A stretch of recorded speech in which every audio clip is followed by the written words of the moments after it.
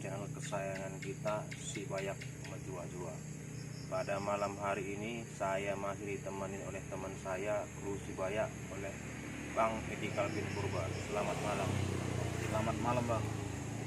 Jadi pemirsa Si Bayak dimanapun Anda berada, sebelum kita memulai channel kita ini dan kita akan share edukasi kita yang berikut ini, kita mohon bantu subscribe, like, komen, dan share.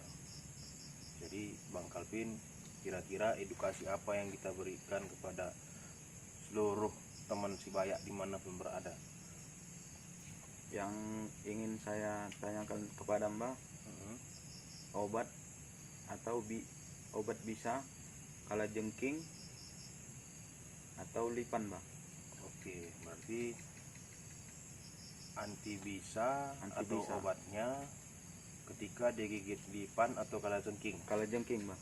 Iya, sebenarnya pemirsa Si Bayak dimanapun Anda berada, kalau yang namanya anti bisa ini kita sih yang praktisnya sih ada sekarang ini serum-serum di rumah sakit ataupun klinik-klinik yang sudah ditunjuk pemerintah. Iya Mbak. Ya, jadi apabila yang kita takutkan kan apabila ini terjadi ketika mungkin kita sedang penelusuran atau teman-teman kita di luar sana sedang penelusuran pendakian gunung atau menjelajahi hutan kan gitu. Iya, Bang, kan apa-apa aja yang perlu disediakan atau harus dibawa. Iya Mbak, persiapan yang harus dibawa Gitu Bang Kalvin ya. Jadi kita mulai aja Bang Kalvin. Yang pertama itu apabila digigit oleh lipan. Oh ini untuk anti bisa lipan dulu ya Mbak? Iya, lipan dan atau bahasa kerennya itu kelabang sama itu Bang Kalvin ya. Kelabang, lipan sama itu ya. Kelabang ya. Jadi pemirsa Si Bayak dimanapun Anda berada, apabila Anda digigit lipan, khususnya itu sering yang terkena gigit lipan itu adalah orang-orang yang mengorek seksi tank atau water apa seksi tank itu ya? Iya Mbak, Seksi tank ya, yang sudah penuh dan ingin dikorek lagi. Seksi tank yang sudah lama penuh, sudah lama kering, ingin dikorek lagi. Ataupun batang sawit yang sudah tumbang, yang sudah lapuk di dalamnya, ketika kita bermain-main dekat itu biasanya ada keluar lipan. Iya Mbak. Jadi edukasi ini bagus untuk tukang gali lubang lah, sudah bilang kan seperti itu. Iya Mbak. Jadi apabila kita digigit lipan, yang pertama harus kita lakukan adalah kita lari ke dapur Bang Kalvin. Lari ke dapur ya Mbak? Iya, lari ke dapur karena antinya itu ada di dapur Bang Kalvin. Kenapa mesti di dapur Mbak? Ya, karena memang obatnya ada di dapur Bang Kalvin. Ada di dapur. Iya. Sangat gampang sekali sebenarnya anti bisa digigit lipan ini Bang Kalvin. Karena syaratnya memang harus kita ke dapur atau memang ada di dapur? bahannya di dapur. Itu ditemukan di dapur. Oh, bukan kita harus diwajibkan ke dapur dulu Mbak? Enggak. Oh, bukan memang karena memang bahannya di dapur ya Memang Mbak? bahannya kebanyakan di dapur. Terkhusus sering berhubungan dengan ibu-ibu yang sering masak di rumah. Iya Mbak. Apa itu kan itu yang jadi pertanyaan Bang. Iya Kan itu ketika digigit lipan ini pada umumnya itu akan panas, Panas dan denyut. jadi antinya itu ya sangat mudah, kita ambil aja cabai merah Bang. Cabai merah yang panjang yang Cabai panjang merah cabai panjang yang merah ya Mbak? itu aja kita giling, kita tempelkan di mana dia yang digigit lipan itu tadi atau kelabang itu tadi. Sangat mudah didapat ya Mbak? Sangat mudah sekali. Biasanya setelah ditempelkan itu dia tidak akan ada terasa denyut, bahkan bengkak pun tidak itu Bang Kalvin. Cabai merah yang panjang ya Mbak? Iya, digiling aja, Hilangkan denyut. ditempelkan aja langsung gitu. Karena panas ya dilawan dengan panas, karena ini cerita bisa. Jangan lipan tadi panas ya Mbak? Iya, jangan nanti panas dikasih yang dingin. Misalnya ada bawa pisang naik bisanya itu Bang Kalvin. Itu udah bisa bengkak, denyutnya nggak tertahan gitu kan gampang Bang Kalvin kan. Jadi ya bagi teman-teman kita juga yang sering melakukan penelusuran, terkhusus kita juga sebagai tim Si Bayak, perlu juga kita sediakan itu Bang Kalvin. Oh, itu perlu kita bawa ya Mbak? Iyalah, cabai merah, cabai panjang panjang.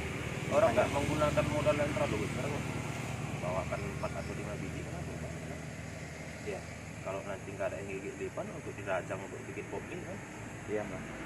atau kopi atau tulisan lainnya kan gitu. Jadi Bang Kalvin itulah kalau untuk anti bisa Bang Kalvin, anti bisa lipan khususnya kan kayak gitu. Atau ada lagi yang lain mbak? Yang saya tahu sih itu aja yang sangat mudah, karena kebetulan ini dulu saya bertemu dengan seorang ahli apa kita bilang ya, Ahli pengobatan mbak? iya dari India, dia dari India. Ahli pengobatan dari India ya mbak? Iya, dia yang bilang seperti itu kepada kita. Dia bercerita langsung kepada kita. Kalau nggak salah, ahli pengobatan itu Ranjit Singh namanya dulu. Ranjit Singh. Iya, teman saya sekolah. Dan kebetulan kami setelah lama berpisah, dia juga kembali ke Indonesia membawa obat-obat herbal dari India. Jadi Bang Kalvin yang selanjutnya kan lipan Bang Kalvin ya. Kalajengking, Bang. Ya, kalajengking atau scorpion itu ya, Scorpion bahasa Inggrisnya. bahasa Inggrisnya. Ini pun sangat mudah sekali, hampir dibilang ini obatnya tahyul ini Bang Kalvin. Iya mbak. Walaupun tahyul tapi tetap gimana ya, manfaatnya itu memang sudah dibuktikan dan dirasakan banyak orang.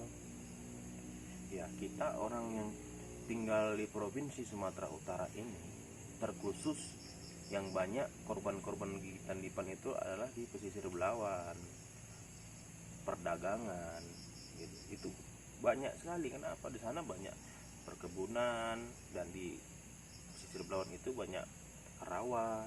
Rawa ya mbak. Nah, sangat suka sekali apa itu kalajengking itu di situ. Jadi yang lucunya gitu Bang Kalvin kan, saya sendiri aja tidak percaya Bang Kalvin. Tapi setelah saya buktikan pada saat saya berkunjung ke perdagangan, saya di rumah saudara saya, pada saat itu saya sedang ada kerjaan di sana, ada yang tergigit lipan. Kebetulan tetangga kita. Ketika digigit lipan itu, saya bilang, ayo kita bawa klinik gitu. Iya mbak. Mereka bilang jangan, nggak usah, kalau lipan digigit lipan aja biasa di sini gitu kan. Jadi apa yang dia lakukan, saya bilang gitu kan. Ternyata cuma digendong aja Bang Kalvin. Digendong seperti ini kan, naik ke belakang pundak kita kan, gendong gini. Kalau dia istri kita, suaminya yang mengangkatnya. Iya mbak. Kalau dia misalnya suaminya, istrinya yang mengangkatnya, syarat aja walaupun tidak bisa dipegang gini ya kan, dipegangnya jangan ikut mutar-mutar Bang Kalvin. Itu untuk lipan tadi ya mbak? Kalajengking Bang Kalvin. Oh kalajengking ya mbak. Nah, kan gini, kita putar gini kira-kira kan sebanyak 7 kali Bang Kalvin. Syaratnya aja dipegang aja dulu, udah bisa, udah sah itu. Oh yang orang yang terkena gigitan kalajengking tadi Iya, kita harus gendong. digendong mbak? Iya, walaupun nggak digendong penuh, tetap harus ibaratnya dia gendong atau dipegang lah pundak kita gitu. 7 kali mengelilingi ya mbak? 7 kali aja berputar di situ. Putar ya? 1, 2, 3, 4, 5, 6. Arahnya bebas mbak? Bebas, kita jatuhkan aja. Saat itu udah nggak ada reaksi, nggak ada denyut Bang Kalvin. Bisanya mbak? Itulah ya, saya sampai sekarang belum ada melakukan penelitian tentang kemana bisa itu, tapi bisa itu sama sekali tidak naik. Saya tanya, gimana perasaannya? Udah enak, masih denyut, berkurang kali, dia bilang gitu. Tahyul nggak tahyul, tapi udah saya buktikan sendiri gitu. Setidaknya tidak sampai demam ya mbak? Iya, nggak, saya berpikir nggak masuk akal sebenarnya. Jadi teman-teman Sibaya, untuk anti bisa yang sangat mudah dan cepat, Iya. itu tadi yang terkena gigit kalajengking tadi bisa yang terkena gigit kalajengking tadi bisa Anda gendong 7 putaran mbak. 7 putaran ya Iya, mbak? 7 putaran ya. Setelah itu dijatuhkan pura-pura gitu. Oh setelah kita gendong kita jatuhkan saja mbak ya? Iya. Tapi jangan terlalu tinggi mbak, Ya janganlah nanti kan. nanti ambeien mbak. Bukan amben, Mbak, bisa patah tulang lagi. Oh Mbak. patah tulang ya mbak? Menimbulkan penyakit baru kan. Iya, gitu Mbak. kan. Jadi itulah dia kalau obat-obat bisa, sepenggal bisa yang kita tahu kan gitu kan. Untuk selanjutnya bisa-bisa yang lain ya, kalau ingin tahu apa tawar atau obatnya ya like dan komen, bantu share dan subscribe kan kayak gitu kan. Boleh memberikan pertanyaan di kolom komentar ya mbak? Ya di kolom komentar. Iya iya mbak. Jadi Bang Kalvin, kira-kira apa lagi yang bisa kita ceritakan pada malam hari ini? Ya kita bilang lah ini bincang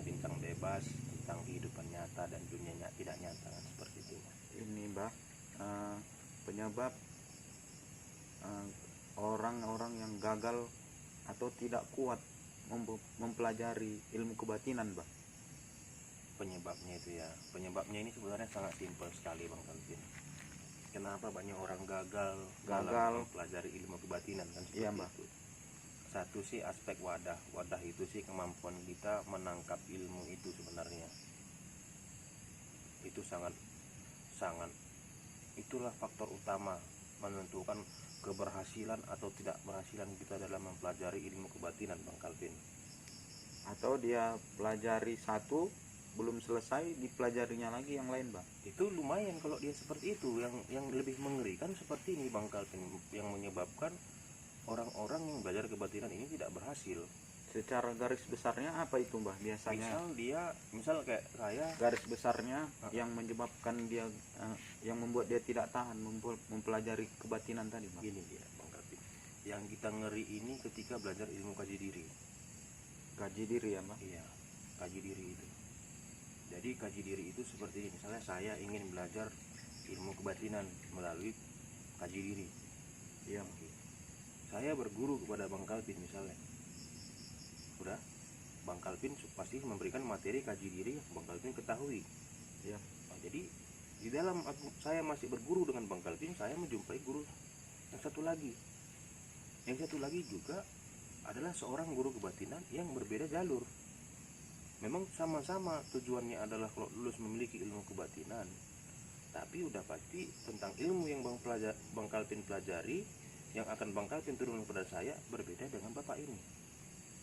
Berarti dalam dia belum mencapai satu tahap pun dia sudah mempunyai banyak guru ya, Mbak? Iya, banyak guru yang mengakibatkan ilmu kebatinan kaji diri tadi bentrok di dalam. Bentrok di dalam ya, Mbak?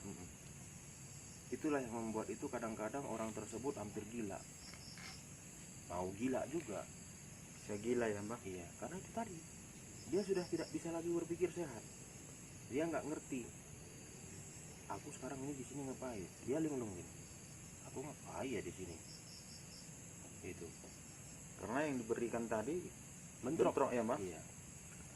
Jadi bagi teman-teman yang sedang mempelajari dan mendalami ilmu kebatinan di luar sana, ya pesan kami dari Kru Sibaya, jangan nggak perlu kita mencari guru yang berilmu tinggi sebenarnya. Iya, Mbak. Karena berilmu tinggi itu belum tentu dia bisa menurunkan ilmunya kepada kita. Yang kedua, janganlah kita berpikir untuk menjadi sama dan serupa dengan guru kita itu. Gitu. Ketika saya berguru misalnya sama Bang Kalvin dan saya merasa ilmu Bang Kalvin itu tidak terlalu tinggi, saya jumpai sana yang lebih tinggi, belum tentu Bang Kalvin dapat tinggi seperti itu. Gitu. Yang ada adalah kegagalan. Berarti setiap orang sudah diberikan porsinya masing-masing ya, Iya. Mbak?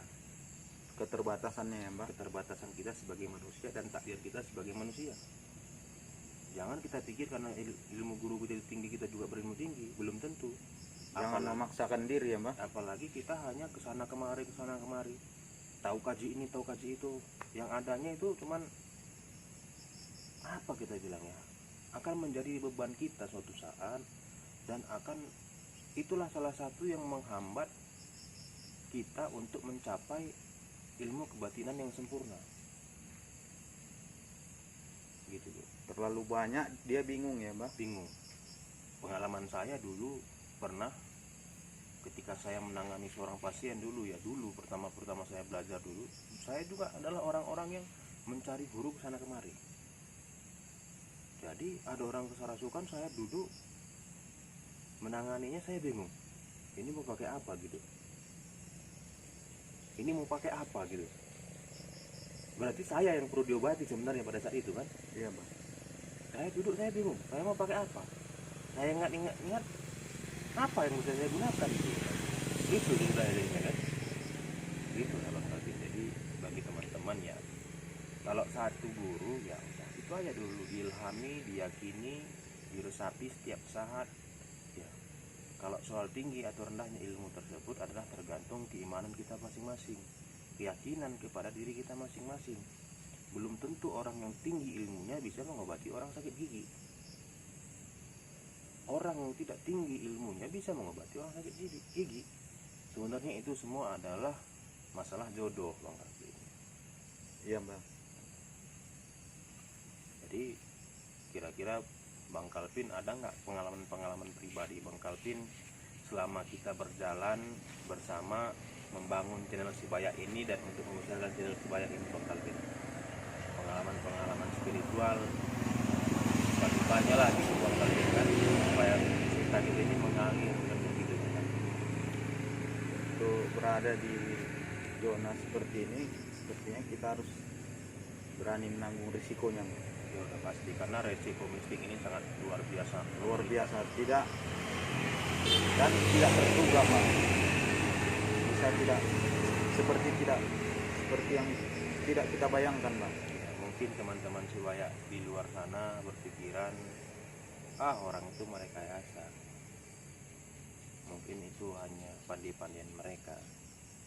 Mungkin karena pemirsa Sibaya dimanapun berada tidak mengerti dan memahami mistik ini. Ketika kita setaraf atau dia di bawah kita, dia akan tenang-tenang aja. Tapi ketika dia sudah berada tingkatannya di atas kita, baru kita akan merasakan gesekan yang sangat luar biasa.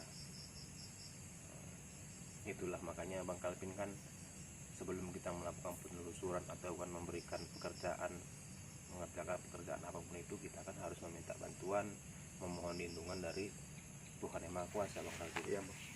Kan kayak gitu Bang Kalvin kan. Mungkin di saat kita lemah, dengan doa kita bersama, kita itu diberikan kekuatan lebih, Bang Kalvin. Saya lihat pun kan kalau Bang Kalvin pun kayak mana, saya bilang orang yang penuh keyakinan, punya keberanian, punya visi dan misi yang jelas. Iya Bang. Karena kita pun hidup ini harus memiliki visi dan misi yang jelas. Jangan kita hanya membesarkan diri kita sendiri. Iya Bang. Yang harus kita perhatikan itu bagaimana perasaan orang lain yang di sekitar kita. Jangan hanya pendapat kita aja yang kita dengarin, Bang Kalvin. Karena apa? Pendapat yang kita utarakan itu belum tentu sesuai dengan pendapat yang orang lain pikirkan. Ketika kita memaksakan pendapat kita itu, pendapat orang lain yang lebih brilian tidak akan keluar. Banyak survei-survei yang harus kita lakukan kenapa orang-orang itu gagal. Yaitu tadi juga belum apa-apa sudah merasa dirinya yang paling besar, yang paling kuat. Biasanya yang paling besar itu mah yang membuat mereka gagal itu mah apa itu mah? Keangkuhan, Bang Kalvin. Keangkuhan ya. Iya. Dia sudah bercampur nafsu. Nafsu itu ya kita tahu sifatnya siapa. Begitu, Bang Kalvin. Secara fisik ada nggak Mbak? Secara fisik yang mengakibatkan orang gagal dalam mempelajari ilmu kebatinan, Bang Kalvin ya. Iya Mbak. Kalau saya rasa sih secara fisik nggak ada, Bang Kalvin. Nggak Karena ada ya, kalau Bang? namanya kebatinan ini kan soal rasa dan soal keyakinan. Gitu. Tapi ya bagi teman-teman yang sedang melakukan pembelajaran tentang mengenal ilmu-ilmu kebatinan ini, ya tetaplah jaga hubungan kita dengan Sang Pencipta kita, dan jangan lupa juga bahwa kita ini hidup adalah manusia sebagai manusia biasa. Jangan pula kita ingin seperti dewa ataupun seperti yang menciptakan kita. Itu sudah salah besar. Jangan kita belajar kaji diri ini supaya kita seolah-olah sama seperti yang menciptakan kita.